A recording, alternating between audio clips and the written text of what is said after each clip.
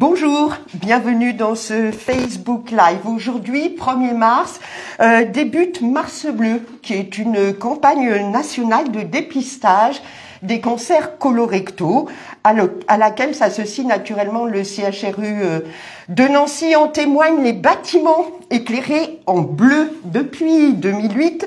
Cette action de prévention se veut un outil de lutte contre les cancers du côlon et du rectum qui touchent chaque année en France 45 000 personnes et font 17 000 victimes. S'il est avéré que dépister tôt, 90%, entendez bien ce chiffre, 90% des cancers peuvent être guéris, il est aussi certain que ce sont des pathologies qui avancent à bas bruit, sans signes avant-coureurs et sans symptômes. D'où l'importance de participer à ce dépistage régulièrement quand vous êtes sollicité entre 50 et 74 ans.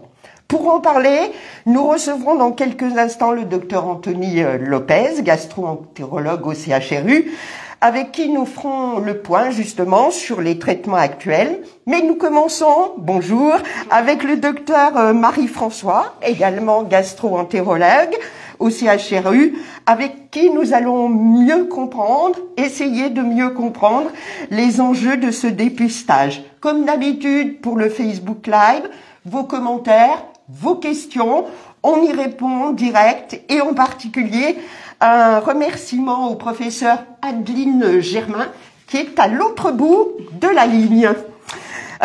Donc, docteur François, Mars Bleu, je crois que j'ai assez insisté, dire c'est important pour dépister les cancers colorectaux. Pourtant, l'adhésion, c'est pas tout à fait ça. Vous avez des éléments, pourquoi ? Alors exactement, le dépistage, c'est le mot-clé dans la prise en charge du cancer colorectal. Malheureusement, il est trop peu réalisé, parce qu'il y a un Français sur 3 seulement qui effectue ce dépistage. La conséquence, c'est que 25% des cancers colorectaux, au moment du diagnostic, le sont déjà à un stade métastatique. C'est-à-dire que des cellules tumorales se sont éloignées de la tumeur primitive et ont colonisé d'autres organes du corps. Alors, ce dépistage, il est trop peu réalisé, tout simplement à cause du test en lui-même qui nécessite de faire un prélèvement sur un échantillon de selles, ce qui est réfractaire pour de nombreuses personnes. Pourtant, le principe, le mécanisme de ce test a beaucoup progressé, puisque je l'ai dit, la campagne a démarré en 2008, ça a été généralisé dans toute la France. Concrètement, comment ça se passe ? Alors, on reçoit un courrier chez soi. Alors, tout à fait, on reçoit, ça concerne les personnes entre 50 et 74 ans. Hommes et femmes. Hommes et femmes. Donc à partir de 50 ans, on reçoit un courrier directement à son domicile du centre de dépistage départemental qui sollicite les personnes à voir leur médecin traitant pour discuter et envisager donc un test de dépistage du cancer colorectal. À ce moment-là, donc, il faut prendre rendez-vous auprès de son médecin traitant qui revoit avec le patient ses antécédents à la fois personnels et aussi familiaux, voir s'il y a dans la famille des cancers du côlon, du rectum, des antécédents de polypes, aussi l'état général du patient, est-ce qu'il a des symptômes digestifs, du sang dans les selles qui auraient déjà été constatés par le patient lui-même. Et en fonction de tout ça, voici le patient est éligible à un test de dépistage. À ce moment-là, c'est le médecin traitant qui remet le kit au patient pour effectuer le test chez soi à domicile. Voilà, on va parler du kit, en quoi ça consiste exactement, mais je crois qu'il est important d'insister, il ne faut pas se substituer au médecin. Moi, je vois trop de gens qui se disent « Ah ben non, j'ai rien, c'est pas grave. » Voilà, il faut s'adresser à son médecin traitant. Il faut s'adresser à son médecin traitant parce que le dépistage, il va différer selon le niveau de risque des patients.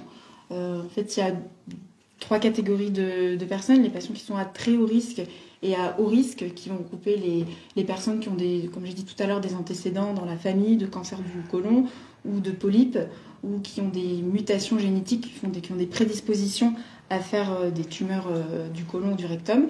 Et puis aussi les personnes qui ont des maladies inflammatoires chroniques intestinales comme la maladie de Crohn ou la rectocolite hémorragique. Ces personnes, chez eux, le dépistage se fait par des coloscopies régulières.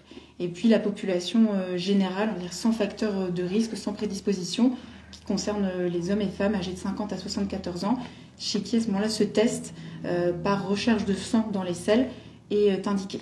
Donc la place centrale du médecin traitant qui va refaire le point avec le patient et qui va adresser directement auprès d'un gastro-entérologue pour effectuer une coloscopie dépistage ou remettre un kit pour le test à faire chez soi. Alors ce kit, ça consiste en quoi? Je suis allée chez mon médecin traitant, je le ramène à la maison.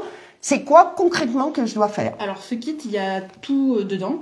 Donc il y a les documents administratifs pour identifier le patient et puis le matériel, le kit pour effectuer le prélèvement de sel. Donc en fait c'est sur un seul échantillon de sel. On va faire un prélèvement à l'aide du kit qui ensuite est mis dans un étui et envoyé par courrier, par la poste, dans une enveloppe qui est pré-timbrée, mis dans le kit. Et c'est 100% gratuit, c'est pris en charge par l'assurance maladie à 100%. Donc ensuite, le test, vous l'envoyez par courrier, vous le mettez dans une boîte aux lettres. La seule chose à respecter, c'est qu'il faut qu'il soit envoyé dans les 24 heures qui suivent le prélèvement. Donc, il ne faut pas que ce soit fait la veille d'un jour férié ou d'un week-end. Absolument, effectivement. Juste une petite question comme ça, très concrète. Il y a des gens maladroits. Est-ce qu'il y a possibilité d'avoir un deuxième kit si jamais on rate Tout à fait. S'il y a eu une contamination pendant le prélèvement ou s'il a été mal effectué, il n'y a pas de souci pour avoir à ce moment-là un deuxième test, enfin un deuxième kit auprès du médecin traitant. Très bien. Donc j'ai fait mon prélèvement, je l'ai mis dans la boîte aux lettres, c'est parti. Ça devient quoi? Alors le prélèvement, il part en laboratoire d'analyse médicale et le but, ça va être de rechercher du sang microscopique dans les selles qui ne se verrait donc pas à l'œil nu. D'accord. Et s'il y a du sang présent dans les selles, ça peut témoigner effectivement d'une lésion précancéreuse ou cancéreuse. D'accord. Donc ça aussi, bien insister. C'est pas parce qu'on voit pas de sang dans les selles comme ça à l'œil nu qu'il y a rien. C'est justement parce qu'il y a des experts qui vont analyser les selles que des résultats vont arriver. Ensuite, que se passe-t-il pour moi qui ai participé au test? Alors sous 15 jours, vous recevez les résultats ainsi que votre médecin traitant. Par courrier, je les reçois? Par courrier et c'est également consultable sur Internet. Avec des identifiants personnels. Donc sous 15 jours, les résultats sont rendus.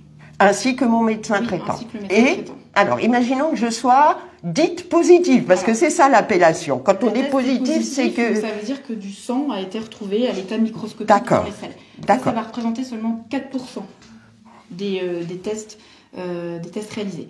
Donc, à ce moment-là, votre médecin traitant va vous orienter vers un gastro-entérologue afin de réaliser une coloscopie. Voilà, donc cette coloscopie, elle va avoir pour but d'examiner le côlon et de rechercher une lésion qui aurait potentiellement saigné et qui aurait donné la positivité de ce test. Voilà, alors coloscopie, quand généralement les gens entendent ce nom, ce mot, oulala, c'est un petit peu la panique, je vais avoir mal. Comment ça se passe au CHRU de Nancy? Alors, il y a une procédure classique avec anesthésie. Alors, il y a un parcours de soins, donc suite à un test positif, donc vous rencontrez un gastro-entérologue en consultation qui va vous expliquer le déroulement d'une coloscopie, les modalités de réalisation. Notamment, il y a un régime à suivre quelques jours avant l'examen. Il faut manger des pâtes, je vous le dis, parce que je connais. C'est un régime étudiant, c'est des pâtes et du riz. C'est assez peu contraignant, c'est quelques jours avant la coloscopie. Et il faut boire une préparation colique qui va avoir pour but de nettoyer le côlon, de le vider de tous les résidus alimentaires et les selles, afin de pouvoir l'explorer correctement. Alors cette purge, elle se boit la veille aux alentours de midi, 13h, puis toute la nuit, c'est ça? Alors les préparations maintenant, elles sont nettement évoluées par rapport aux précédentes. Elles sont même parfumées. Voilà, elles sont même parfumées. Avant, il y avait beaucoup de volume à boire dans un liquide qui n'était pas très bon. Sauf que les préparations se sont nettement améliorées. Maintenant, il y a des volumes réduits et on peut faire des préparations fractionnées, c'est-à-dire une prise la veille au soir de l'examen et l'autre partie le matin avant de venir à l'hôpital pour la coloscopie. Donc c'est moins contraignant pour les patients et beaucoup plus facile et accessible. Et absolument à suivre parce qu'effectivement, c'est la propreté de l'intérieur de l'intestin qui va permettre l'examen Tout à fait. Ouais. Si un côlon est propre, parfaitement nettoyé, on va pouvoir voir correctement la muqueuse sous-jacente, dépister correctement s'il y a des polypes, et l'examen sera à ce moment-là de bonne qualité. Donc c'est très important de bien suivre cette préparation. C'est ce qui va conduire à un examen de qualité. Oui. Qu'est-ce que vous pratiquez des coloscopies? Oui. Quel geste faites-vous? Alors, vous avez dit, vous regardez s'il y a des polypes. Qu'est-ce qui se passe à ce moment-là? S'il y a des polypes... Alors, s'il y a des polypes, on peut les retirer en même temps qu'on fait la coloscopie. D'accord. On a des outils, des techniques où les polypes, ça fait des petites excroissances dans la lumière du côlon, un petit peu comme des petits champignons, et on a moyen de les encercler avec ce qu'on appelle des anses, comme des petits lassos. On les encercle et on les coupe, et ensuite ils sont retirés, ils sont envoyés en analyse pour l'analyse histologique précise de la nature du polype. D'accord. On n'a pas précisé la durée moyenne d'une coloscopie. Alors ça, c'est variable. Ça va dépendre de la facilité, ce qu'on appelle de progression de la coloscopie, entre guillemets, si le côlon est très tortueux, difficile à progresser à l'intérieur, et puis ce qu'on va trouver pendant l'examen. S'il y a beaucoup de polypes, s'il y a peu de polypes, c'est assez variable. Donc ça, ça va dépendre vraiment... Ça peut durer une vingtaine de minutes pour un examen assez simple. Plus longtemps si on a des polypes qui sont plus volumineux, qui sont plus difficiles à retirer. Voilà, alors je le disais tout à l'heure, ce que j'appelle la coloscopie classique, c'est celle que je pratique encore, donc sous anesthésie, mais il y a au CHRU de Nancy une nouvelle technique qui s'adresse aux personnes qui seraient impressionnées, qui par l'anesthésie, qui par autre chose. Et cette technique, c'est l'hypnorelaxation. Alors, pouvez-vous m'en dire un petit peu plus, docteur François? En quoi ça consiste exactement? Alors, c'est une technique qu'on a développée surtout suite à l'épidémie de Covid-19. Pourquoi? Parce que l'accès au bloc opératoire était restreint du fait des difficultés du manque d'anesthésistes qui étaient dédiés entièrement à l'épidémie. Donc, il a fallu trouver une technique, une alternative pour continuer à prendre en charge nos patients et continuer à faire des examens de dépistage et de continuer à faire le parcours de soins. Donc a été développée l'hypnorelaxation, c'est différent de l'hypnose conventionnelle. En fait, c'est possible grâce à un casque de réalité virtuelle, à la fois audio et visio, qui est donc placé sur le visage du patient et qui va lui permettre d'accéder, on va dire, dans un état de relaxation intense, à une immersion dans l'environnement de son choix. Donc on va proposer la mer, la montagne, la forêt, la plongée. Et ceci accompagné de l'infirmière qui parle au patient et puis d'exercices de respiration. Ça va permettre au patient de lâcher prise par rapport au monde extérieur, de tout l'environnement technique et de pouvoir réaliser la coloscopie sans que le patient soit endormi sous anesthésie générale conventionnelle. Alors, première question, est-ce que cette hypno-relaxation, on y a accès, c'est le médecin qui dit je vous la propose, ou est-ce que c'est nous en tant que patients qui pouvons demander, je voudrais plutôt que l'anesthésie, l'hypno-relaxation? Ça va tout à fait être à la demande du patient, un patient qui ne souhaite pas d'anesthésie générale pour des convictions personnelles ou des patients aussi qui présentent des contre-indications médicales, qui ont des lourds antécédents, ça peut aussi être une alternative à l'anesthésie générale. Donc ça, nous, on propose en consultation, si le patient souhaite réaliser l'examen sous hypnorelaxation, il n'y a aucune contre-indication. Voilà. Est-ce que l'examen de la coloscopie sous hypnorelaxation se déroule de la même façon que sous anesthésie? L'examen en tant que tel reste exactement le même, on utilise le même matériel, le but de l'examen est le même. La seule différence, c'est que le patient n'est pas endormi, on va dire, n'est pas endormi par sédation avec des médicaments, et donc il reste en interaction avec le monde extérieur. Si pour une raison X ou Y, l'examen, le patient a mal au ventre, ou il est stressé, il est angoissé, il souhaite qu'on arrête le geste, à ce moment-là, c'est fini. On stoppe la procédure et on reprogramme un examen sous anesthésie générale de façon classique et conventionnelle. Par un autre rendez-vous ultérieurement. Voilà. D'accord. Donc ça, on s'en rend compte quand on est sous hypnorelaxation, si jamais on sent des douleurs, on s'en rend compte et on peut prévenir l'équipe. On peut tout à fait prévenir l'équipe et à ce moment-là arrêter l'examen. C'est pas parce qu'on fait l'examen sous hypnorelaxation qu'on ne peut pas le faire par la suite sous anesthésie générale. C'est une alternative en plus. Alors, donc, On l'a dit, la coloscopie, c'est un examen qui a beaucoup évolué. Moi, je peux en témoigner aussi. En quelques années, c'est devenu un geste vraiment qui est facile à vivre. Quand on est sous anesthésie, on sort combien de temps après la coloscopie? Alors une fois que l'examen est terminé, donc l'anesthésie, on arrête l'anesthésie, il y a une surveillance de quelques heures après l'intervention, le temps que le patient soit parfaitement réveillé, qu'il soit réalimenté, et il est également revu par le médecin gastro-entérologue avant sa sortie, qui lui communique les résultats de la coloscopie, ce qui a été trouvé, si des polypes ont été retirés, etc. Et pour l'hypnorelaxation? Alors que l'hypnorelaxation, ça va être beaucoup plus rapide. On s'affranchit du délai de surveillance post-anesthésie. D'accord. C'est-à-dire qu'une fois que l'examen est terminé, que le casque d'hypnorelaxation est retiré, voilà, que le patient est prêt à repartir, il a repris ses esprits, il peut rentrer directement chez lui sans passer par une surveillance en salle de réveil et en ambulatoire comme le parcours classique. D'accord. Alors, je voudrais revenir juste un petit peu en détail, par rapport à ces polypes. Oui. Donc, on voit, la coloscopie permet de les extraire, de les enlever. Et ensuite, pareil, concrètement, qu'est-ce qui se passe? Combien de temps après, je sais si j'ai quelque chose, je sais si je dois prendre contact, et puis à ce moment-là, avec qui? Alors, une fois qu'il y a des polypes qui ont été retirés, ils sont envoyés en analyse pour définir exactement leur nature. Déjà, quand on fait l'examen, nous, on a une appréciation à l'aspect visuel des polypes, savoir si c'est des polypes complètement bénins, des lésions précancéreuses, des polypes qui potentiellement ont déjà dégénéré vers un cancer superficiel. D'accord. On a déjà les premiers éléments à dire au patient avant sa sortie, quand on le revoit après l'intervention. Et ensuite, il y a un délai d'environ une quinzaine de jours, le temps que les polypes soient analysés au laboratoire d'Anapat. Et en fonction, après, il y a un courrier complémentaire qui est fait au médecin traitant avec le compte-rendu définitif de la nature des polypes et le délai de surveillance ultérieure.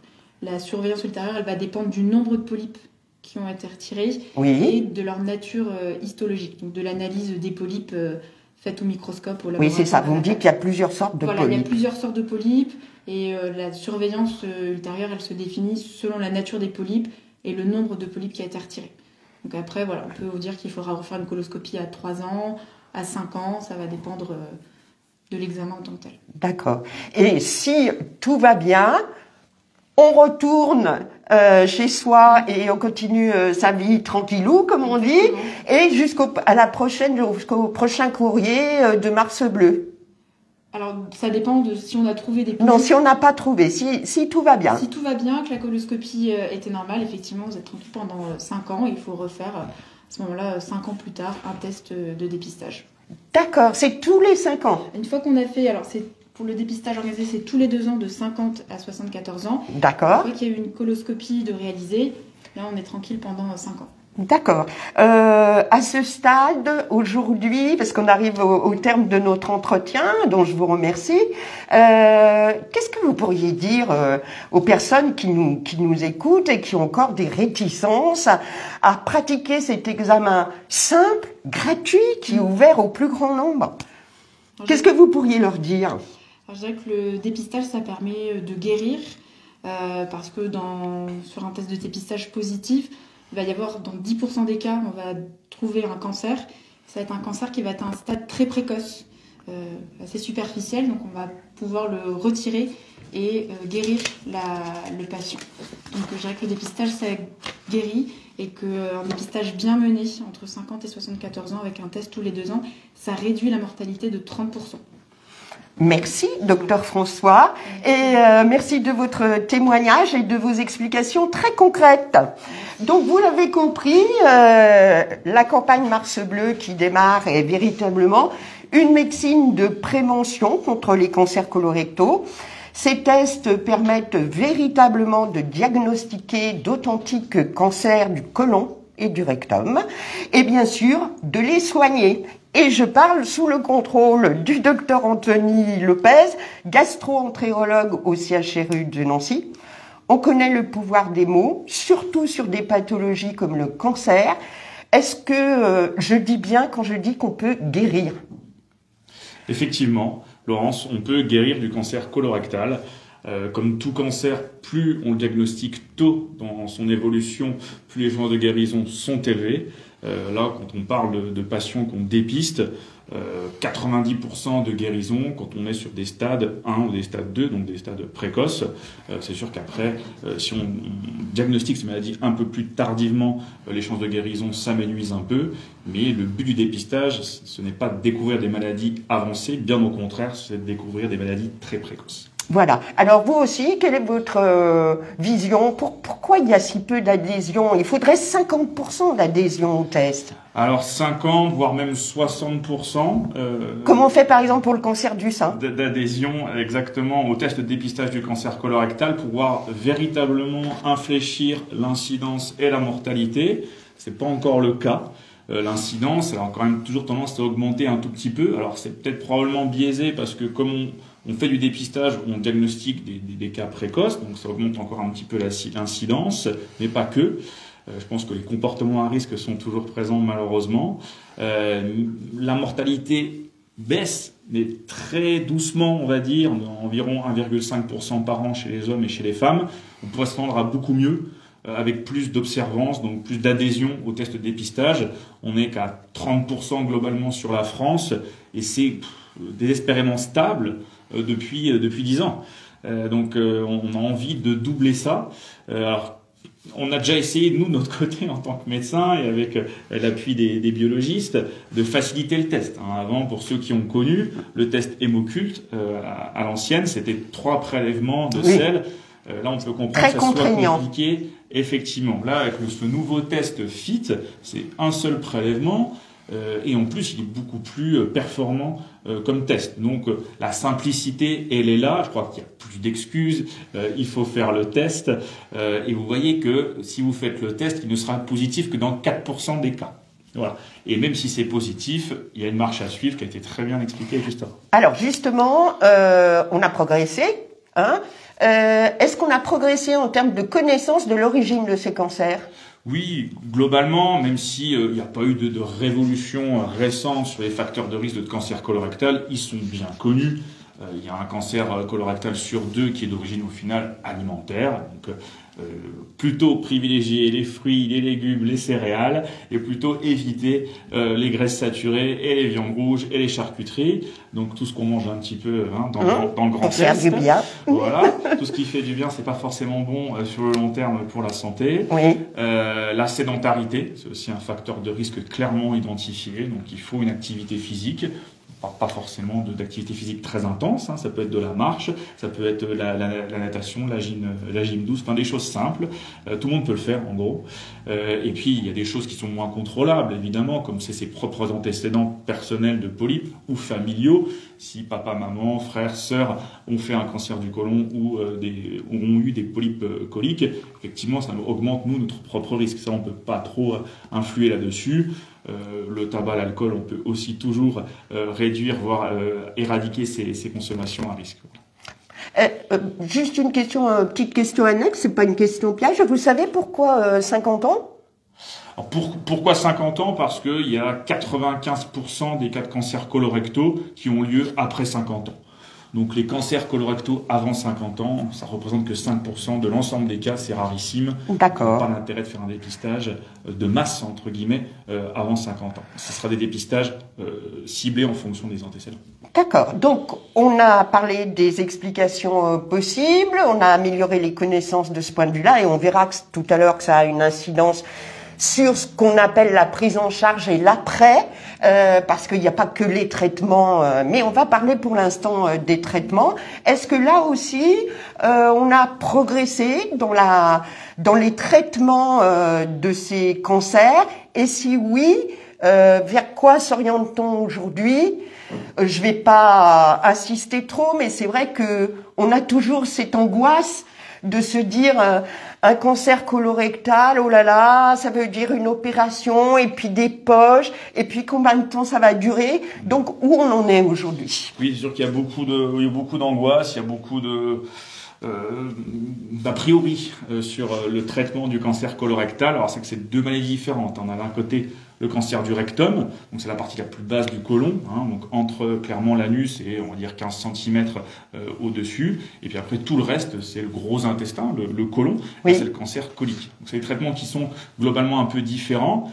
Les armes de tous les cancers, on va dire contre tous les cancers, sont la chirurgie, la chimiothérapie et la radiothérapie, qu'on pourra plus ou moins associer ou pas forcément. Un cancer colique, alors très très précoce, toujours à l'intérieur du polype, peut même se traiter par une coloscopie, comme l'a dit Dr François. On fait à la fois le diagnostic et le traitement avec une simple coloscopie, puisqu'on est toujours au stade de polype. Là, quand le polype est un peu dépassé, qu'on est sur un cancer invasif, on va avoir besoin de l'aide du chirurgien. Pourquoi ? Il va enlever la tumeur cancéreuse, certes, mais il va faire quelque chose que nous, on n'est pas capable de faire en tant que gastro-entérologue. Il va faire un curage ganglionnaire, c'est-à-dire qu'il va enlever les ganglions au pourtour de la tumeur. On entend souvent parler de curage ganglionnaire avec les cancers du sein, par exemple. C'est le même principe. D'accord. Donc ça, on a toujours besoin quand même du chirurgien. La poche, c'est exceptionnel dans le cancer du côlon, voire vraiment quasiment jamais. Les poches peuvent être présentes en cas de cancer du rectum, surtout pour les tumeurs très très basses, c'est-à-dire très proches du sphincter, très proches de l'anus. Mais même si c'est proche de l'anus, l'avantage, c'est qu'on a des traitements préparatoires à la chirurgie pour éviter justement ces poches définitives, parce qu'on peut aussi avoir des poches provisoires, bien sûr, et les poches définitives restent quand même très très rares. Alors quand je parle de traitement préparatoire, je vous vois venir, quand je parle de traitement préparatoire pour le rectum, c'est essentiellement de la radiothérapie avec de la chimiothérapie, donc couplée pour augmenter l'efficacité et surtout diminuer le plus possible la tumeur pour que le travail du chirurgien s'en retrouve facilité. Voilà. D'accord. Alors, je suppose. Alors, une petite question encore. Est-ce que ce sont des cancers métastasiques comme tous les cancers? Ils peuvent l'être? Comme tout cancer, ils peuvent diffuser par voie lymphatique, donc au niveau ganglionnaire, par voie sanguine et donner des métastases à distance, principalement au niveau du foie, du péritoine et des poumons. On a très peu de métastases dans d'autres organes avec ces cancers-là. Comme l'a dit le docteur François, à peu près 25% à l'heure actuelle, on espère améliorer ça avec le dépistage, sincèrement, et 25% des cas sont métastatiques d'emblée, c'est-à-dire au moment où on les diagnostique, il y a des métastases, et au cours de l'histoire naturelle de cette maladie-là, il y a à peu près 50% des maladies qui deviendront métastatiques. Alors attention, je le dis tout de suite, métastase, c'est pas forcément égal à un traitement non curatif. Bien au contraire, c'est surtout ça la grosse évolution ces dernières années dans le cancer colique, c'est le fait d'envisager des traitements curatifs, même en cas de métastase. Ça, c'est vraiment ce qui a beaucoup changé ces dernières années-là, avec des intensifications de chimiothérapie, voire même d'immunothérapie, on peut en parler. Oui, alors je sais pas, parlons-en parce que l'immunothérapie, on en parle de plus en plus pour le traitement des cancers. C'est quoi exactement? Quelle forme ça prend?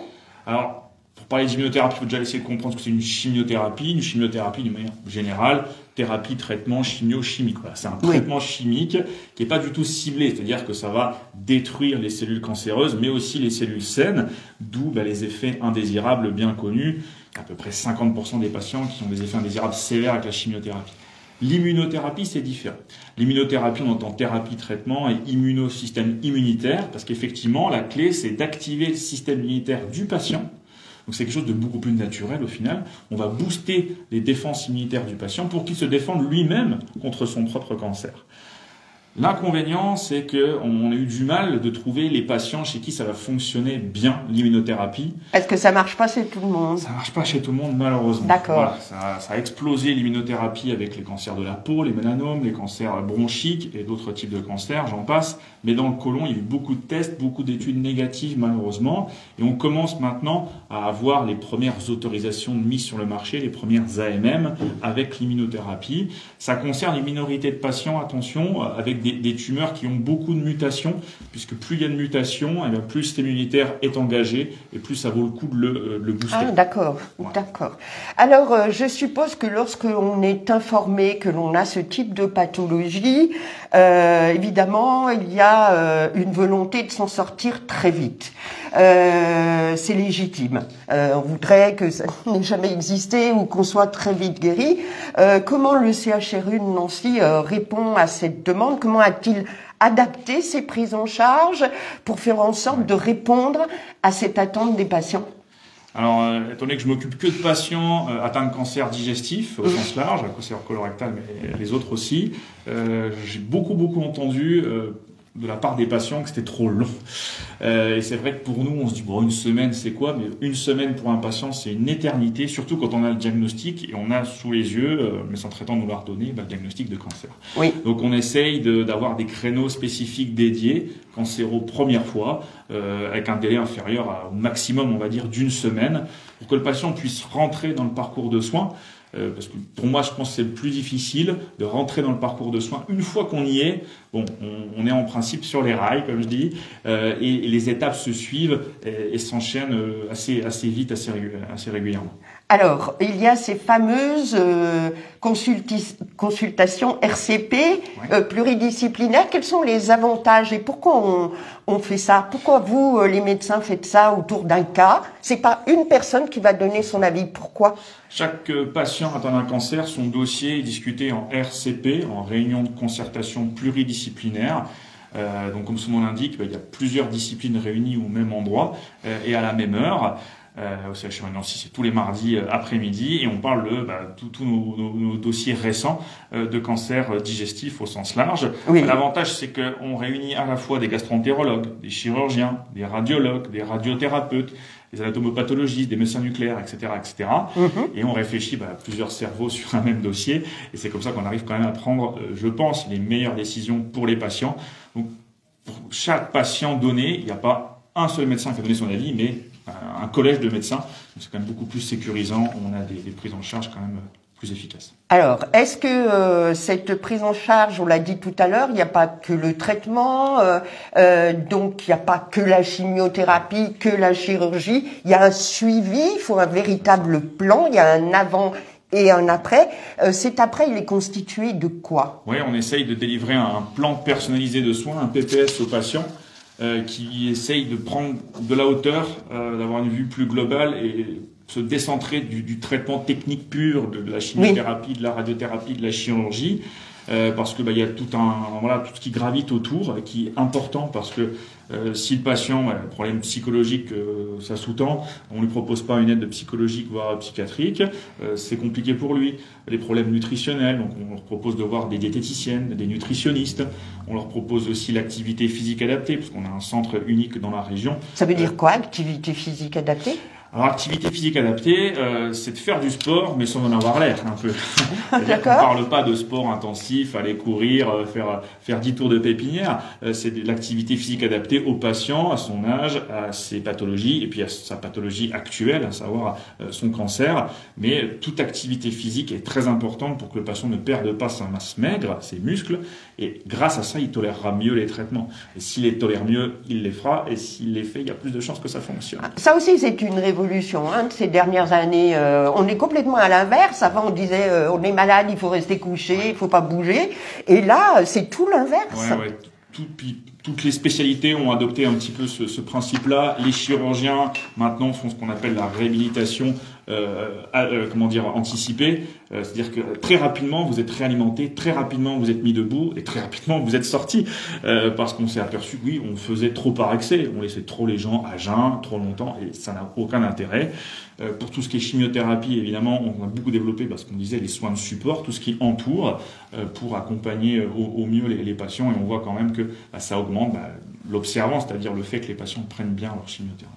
Tout à fait. Il y a aussi dans ces dispositifs un dispositif qui a été mis en place au CHRU de Nancy qui est sous la forme d'une professionnelle ou d'un professionnel dédié qui est l'infirmier d'annonce. Oui.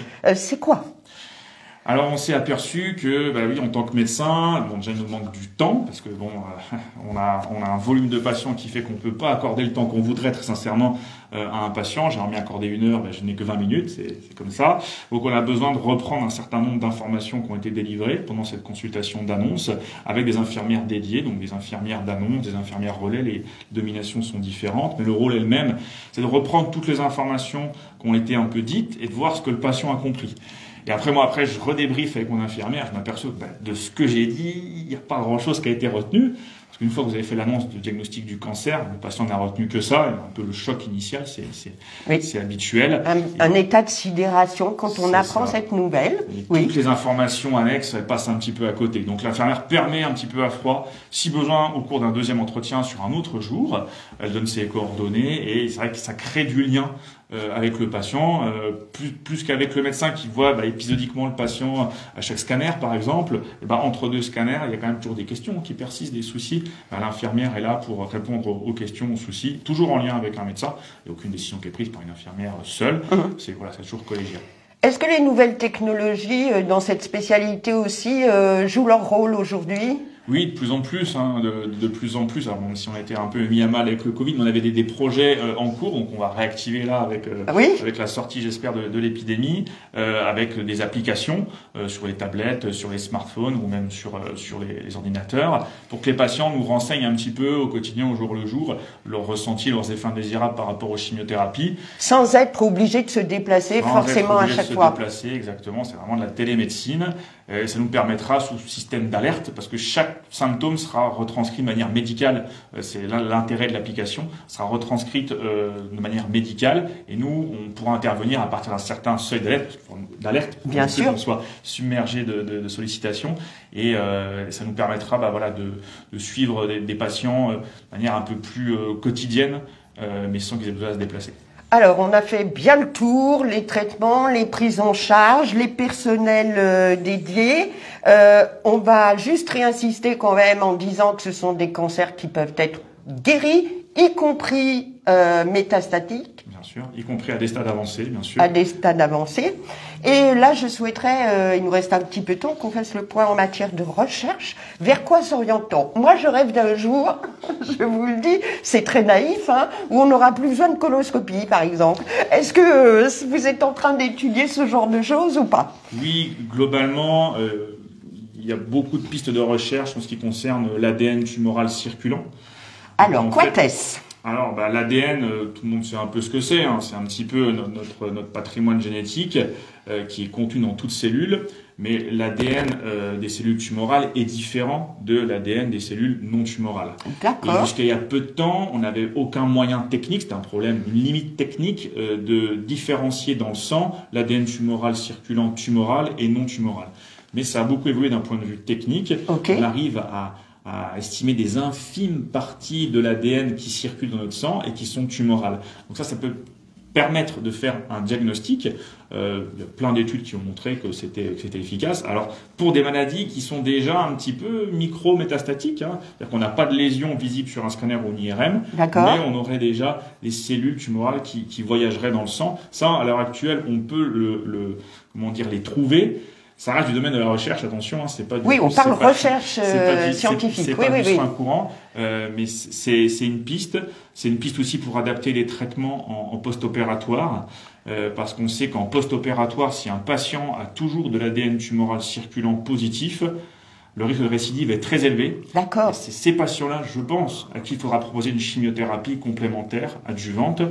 Et en cas d'ADN tumoral circulant négatif en post-opératoire, on n'a pas envie de leur imposer une chimiothérapie probablement inutile.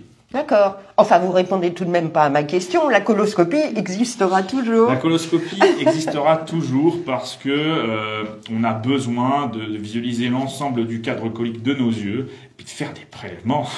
C'est-à-dire que même un radiologue, à la rigueur, pourrait faire un scanner ou ce qu'on appelle un coloscanner. Donc on verrait des choses, on verrait des polypes, voire même autre chose. Mais tant qu'on n'a pas la preuve à 100% que c'est bien un cancer, il n'y a que la biopsie à l'heure actuelle qui fait foi.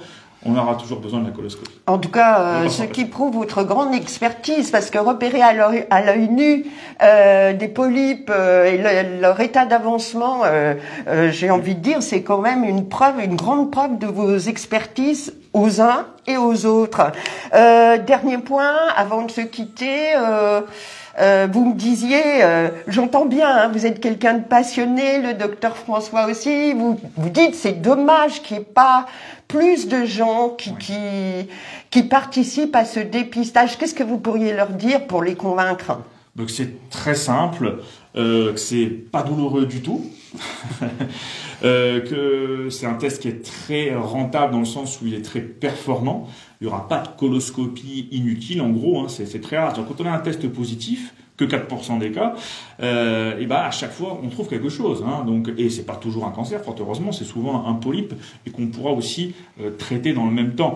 Et la coloscopie en elle-même, en effet, a beaucoup évolué. Je vais pas revenir dessus, mais c'est un des rares examens qui est à la fois diagnostique et thérapeutique. C'est-à-dire qu'on peut à la fois trouver des choses, mais les traiter dans le même temps. Vous pouvez ressortir dans une même journée, parce que c'est de l'ambulatoire tout ça, vous avez eu votre diagnostic, votre traitement, et tout ça grâce à un simple petit test à faire à la maison, qui s'envoie dans une boîte aux lettres. Voilà, la simplicité elle est extrême, la rentabilité aussi. Plus. Oui. Donc faites-le. C'est un médecin qui vous le dit, hein, et il sait de quoi il parle. Je voulais terminer ce Facebook Live par des infos pratiques, parce que Mars Bleu, c'est un mois. Hein. C'est ça. C'est quand même conséquent en termes de délai. Donc, à Nancy, une grande opération demain, le 2 mars, à la salle Schepfer, à la mairie. Exactement, oui. De 10h à 16h, on vous attend avec le docteur Marie-François. Il y aura le côlon tour. Hein, donc, le côlon tour, ouais. Quoi qu'est-ce? C'est un côlon géant gonflable, tellement géant qu'on peut rentrer à l'intérieur et on peut visualiser l'aspect d'une muqueuse colique normale, classique, mais aussi l'aspect d'un polype, voire même l'aspect d'un cancer, un peu l'histoire naturelle de la maladie. C'est un peu un prétexte ludique pour faire venir le plus de personnes intéressées possible, et on sera là pour répondre à vos questions toute la journée. Il y aura aussi des stands avec justement tous nos collègues des soins de support, nos nutritionnistes, l'activité physique adaptée, également tabacologues, etc. Très bien. Alors ça, c'était pour la salle Schepfer demain. Donc vous m'avez dit les horaires. Demain de 10h à 16h. À 16h, voilà. Ce côlon géant sera aussi accessible dans d'autres parties de la région Lorraine. J'ai noté à Longwy et à Jarny. Il y a des stands d'information qui sont consacrés à Mars Bleu sur les marchés de Lunéville et de Pulnoy. Un tour pédestre connecté, on n'arrête pas le progrès, à Villers-les-Nancy, toujours autour de Mars Bleu, et des animations sportives aussi à Maron et à Ludre. Bien entendu, vous pouvez retrouver des renseignements pratiques sur toutes ces animations de Mars Bleu sur le site du CHRU de Nancy. Vous voyez un petit information qui déroule, vous cliquez dessus et vous allez avoir accès à toutes les informations sur les sites des communes que je viens de citer. Vous n'oubliez pas, donc demain, le 2 mars, à partir de 10h, vous retrouverez les docteurs François et Lopez qui ont eu la gentillesse et que je remercie de leurs explications très concrètes. Je n'oublierai pas le professeur Adeline Germain qui a fait le lien avec vous, vos questions et vos commentaires. Ce Facebook Live a pu être réalisé grâce à la direction de la communication du CHRU de Nancy et au département de la transformation numérique. Merci et à bientôt. Au revoir. Merci, au revoir.